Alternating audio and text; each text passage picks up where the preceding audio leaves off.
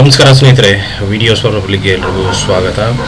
ಸ್ನೇಹಿತರೆ, ಇವತ್ತಿನ ಈ ವಿಡಿಯೋದಲ್ಲಿ ಏನಂತಂದರೆ SSP ಸ್ಕಾಲರ್ಶಿಪ್ ಓಪನ್ ಇದೆ ಅಂತ ಎಲ್ರಿಗೂ ಗೊತ್ತಿರುವಂಥದ್ದೇ. ಸೊ ಲಾಸ್ಟ್ ಡೇಟ್ ಯಾವುದು ಅನ್ನೋದನ್ನು ನಾನು ಇವತ್ತಿನ ಈ ವಿಡಿಯೋದಲ್ಲಿ ನಿಮಗೆ ಕಂಪ್ಲೀಟಾಗಿ ಎಕ್ಸ್ಪ್ಲೇನ್ ಮಾಡ್ತಾ ಇದ್ದೀನಿ. ವಿಡಿಯೋನ ಕೊನೆವರೆಗೂ ನೋಡಿ. ಇಷ್ಟ ಆದರೆ ಒಂದು ಲೈಕ್ ಮಾಡಿ, ಚಾನಲ್ಗೆ ಹೊಸ ಇರೋ ದಯವಿಟ್ಟು ಸಬ್ಸ್ಕ್ರೈಬ್ ಮಾಡೋದನ್ನು ಮರಿಬೇಡಿ. ಸೊ ಮೊದಲಿಗೆ ಏನಪ್ಪ ಅಂದರೆ SSP ವೆಬ್ಸೈಟನ್ನು ಓಪನ್ ಮಾಡ್ಕೊಂಡಿದ್ದೀನಿ, ನೋಡ್ಬೋದು. ssp.postmatric.karnataka.co.in ಅಂತ. ಸೊ ಇದು ಅಫಿಷಿಯಲ್ ವೆಬ್ಸೈಟ್ ಆಗಿರುತ್ತೆ ಅವ್ರದ್ದು. ಸೊ ಕೆಳಗಡೆ ಬಂದ್ರಪ್ಪ ಅಂತಂದರೆ ನಿಮಗೆ ಇಲ್ಲಿ ಸಿಗುತ್ತೆ last date for application submission.